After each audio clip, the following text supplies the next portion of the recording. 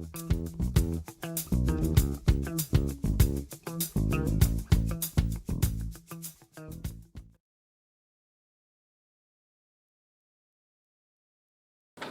take a breath together. I'm not sure what's happening, but I know something's happening because the minute my being heard, everything is holy. Tears came. So I'm in that space this morning, so God only knows what I'm about to say. So January theme, getting grounded, back to basics, visiting our understanding of science of mind, revisiting that is what we've been doing. Week 1, we looked at the thing itself. What is this ultimate absolute power? Week 2, we looked at the power of thought and how that ultimate absolute power is guided and directed into form. And last week we looked at the principles of successful living, how we actually live from principle in order to live in principle, from the invisible to the visible, which really sets the groundwork for our topic today, what the mystics taught. So what the heck is a mystic? Here's what Ernest Holmes says a mystic is. Page 419 of Science of Mind, a Philosophy of Faith, a Way of Life. A mystic is one who intuitively perceives truth and who, without conscious mental process, arrives at spiritual realization.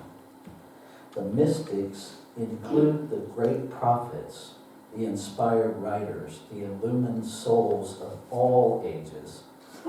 All the mystics have recognized the absolute unity of God and humans. Now I added the humans because I just cannot do the male dominant binary language. So on that. So the key words that popped out for me in Ernest's quote was intuitively perceives. So what is intuitively? Intuitively literally means without conscious reasoning.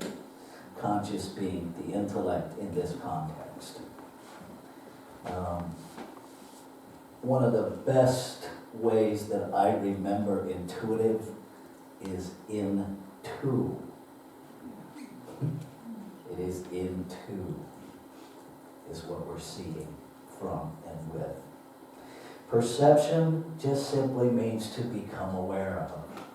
And so perhaps intuitively perceives is to quite literally become aware of what is inside of us.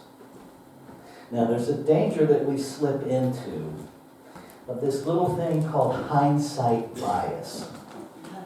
And hindsight bias is that place where we have a hunch and then we look for evidence that our hunch is correct, and then we reason backward that it was the intuitive.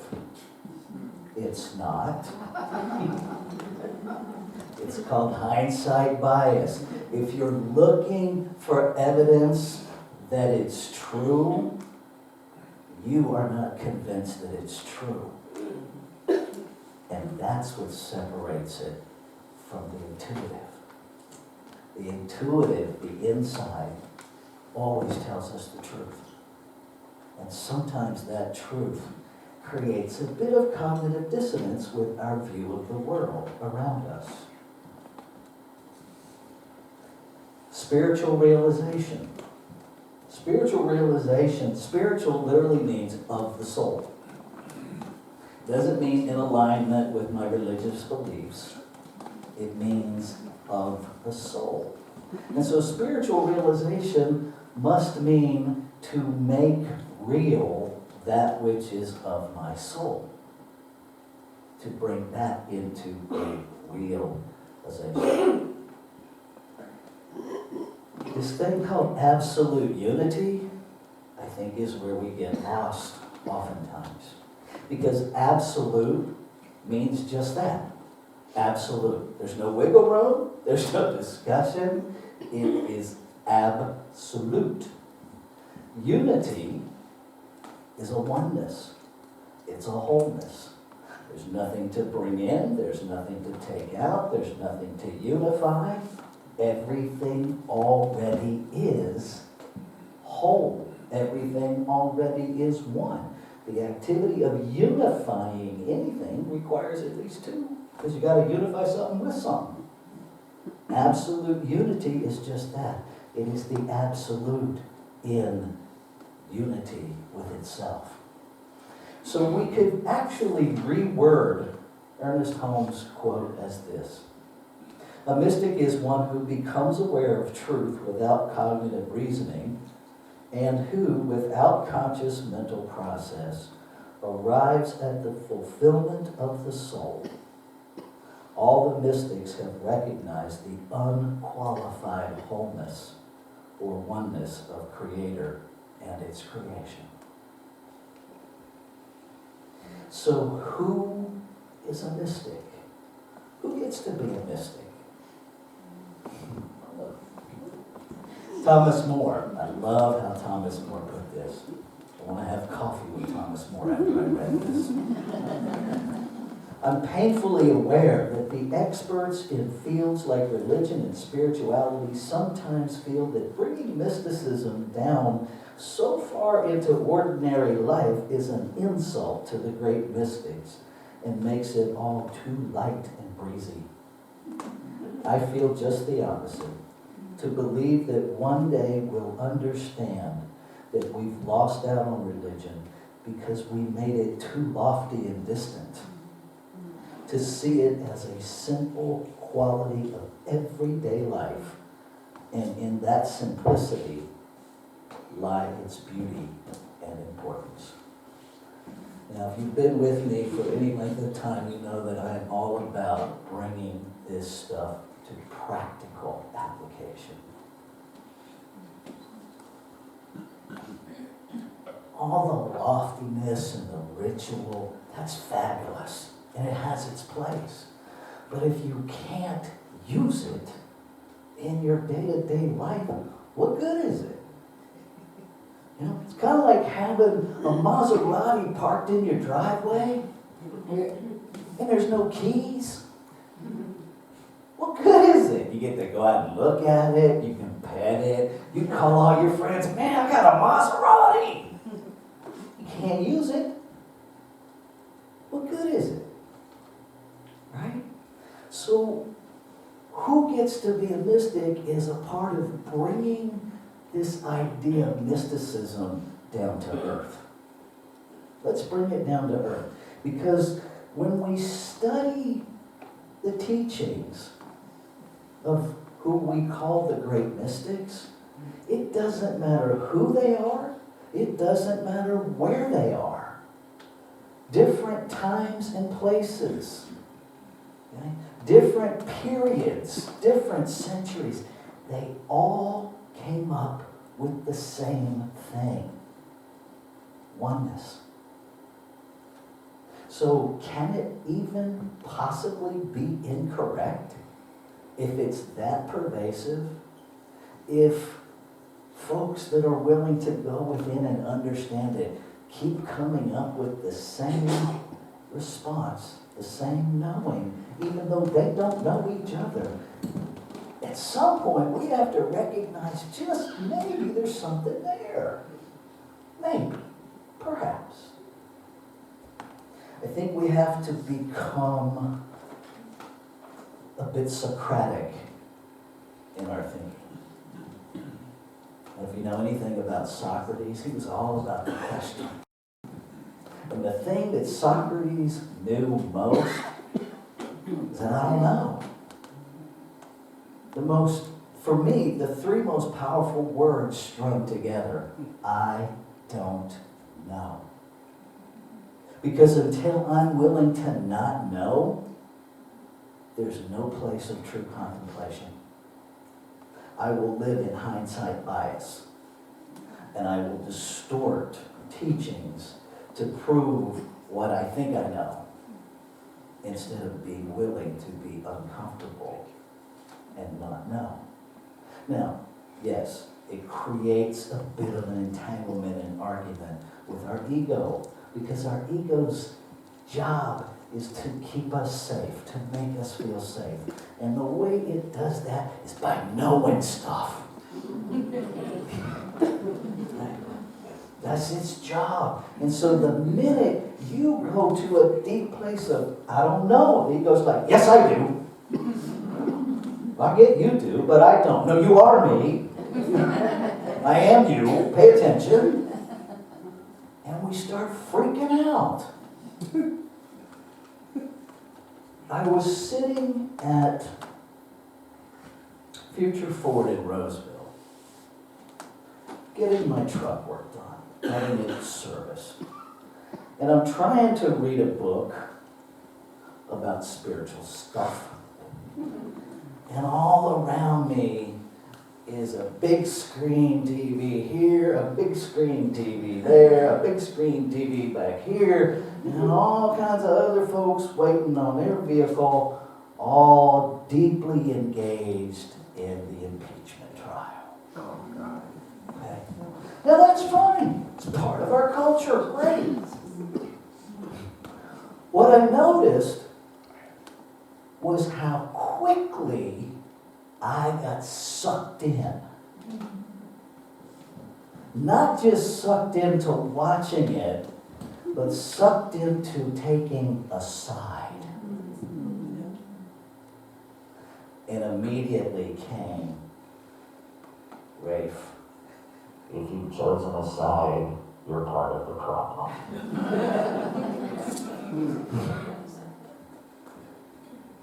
I was like, shut up. And it kept coming. And the more I wanted my side, the louder it got. Until I got nudged to post it on Facebook. Now the human part of me knows that is going nowhere fun for me.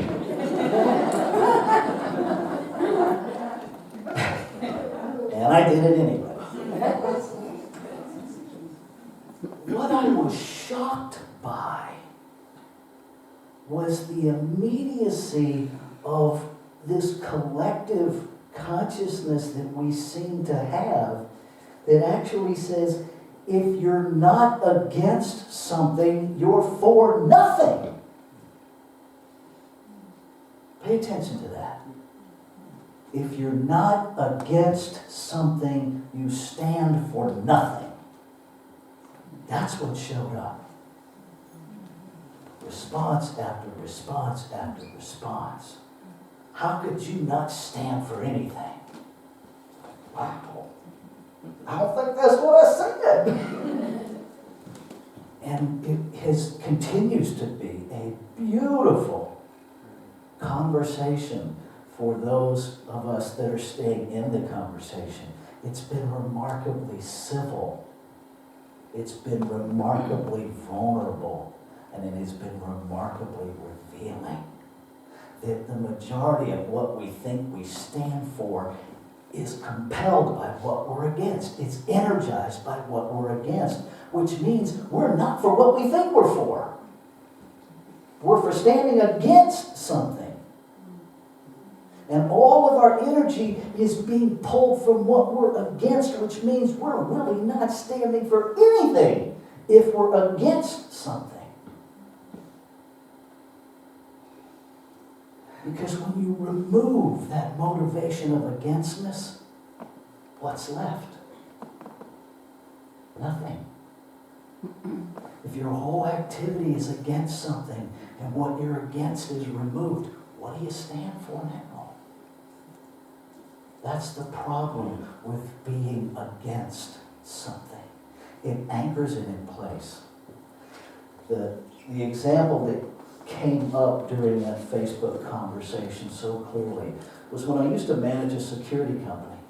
And we would have conversations, the same conversation over and over again with a multitude of different clients I want you to catch the criminals.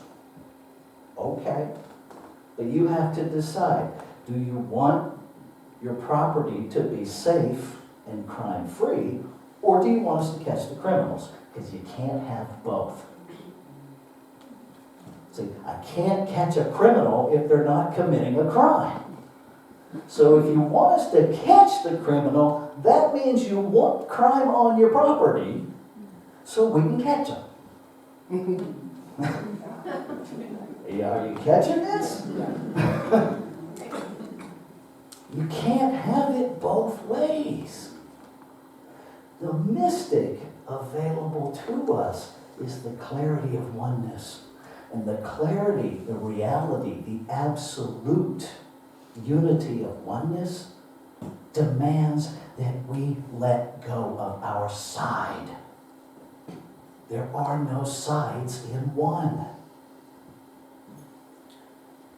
There aren't. Now, I know your ego's going, yeah, but how do you vote? You don't have to pick a side to vote. You vote the resonance of your heart. You vote the mystic union of oneness. And what does it nudge you to vote? You don't have to be against anything to vote your heart. Nothing. But we don't know that when we're in the mixer. We don't know that. So on this thing of who gets to be a mystic, Buddha, Confucius,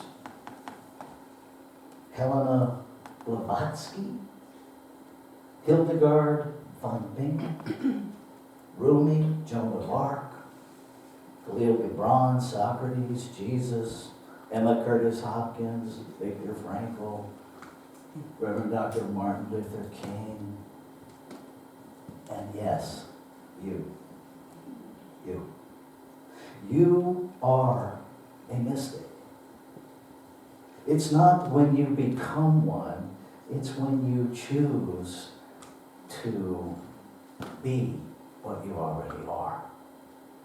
Because to suggest that there is anyone who's not a mystic is to suggest that the absolute divinity missed a spot in oneness. Not possible. All of creation. Here's where the tears are. All of the magnificence, all of the wonder of creation, all of the power of creation is in you, waiting for you to show up. And we keep waiting for it to show up. You're already it. All you have to do, I say this like it's easy, is turn away from condition. Because interestingly enough, the literal definition of mystic goes back to the Greek mueo, which literally means shutting the eyes and mouth to experience a revelation of the mystery. Right? Ernest Holmes says it this way, to turn away from condition. Everything in the physical realm is conditioned. Where do we go when we turn away from condition? The only place left, inside, where you will meet you, where you will meet the wholeness. Amit Goswami, who I just adore this man.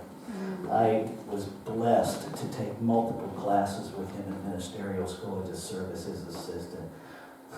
Shows up with his little bucket fishing hat on for every class.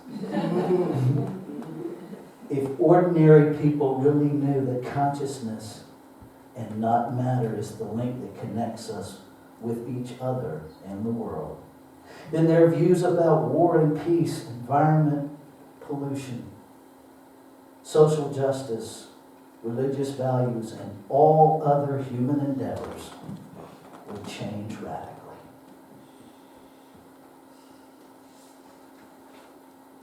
Albert Einstein said it this way.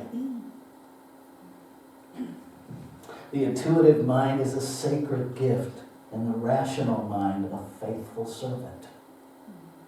We have created a society that honors the servant and has forgotten the gift. Let's take this into prayer. What I know to be absolutely true from that very center of my being is that there is one infinite, ever-present allness. That it is perfect peace, perfect love, infinite intelligence, infinite abundance. That it is the absolute all. And that by virtue of its absoluteness, there can be nothing outside of it. And so being in this realm, I know I must be within it. Knowing that it creates out of itself, I know that it must be within me.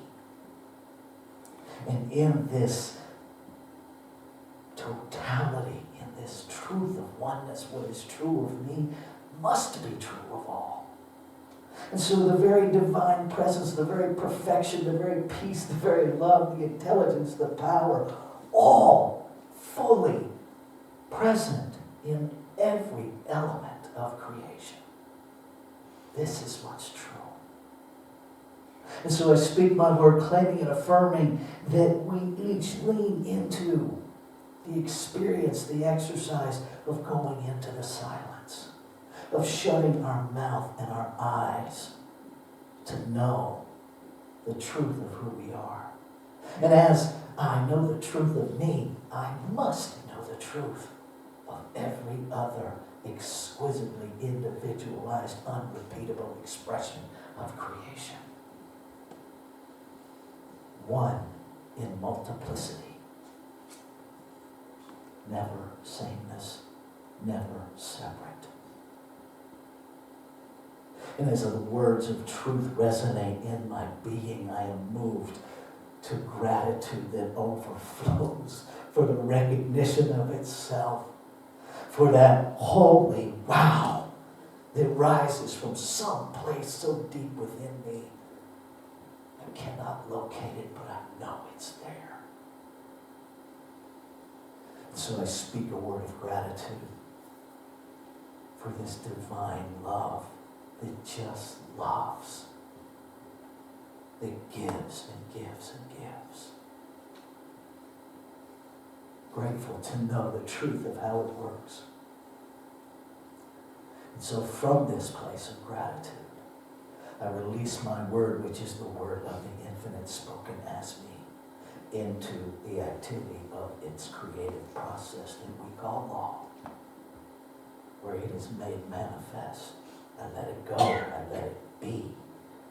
And invite you to anchor this with me as we say together. And so it is.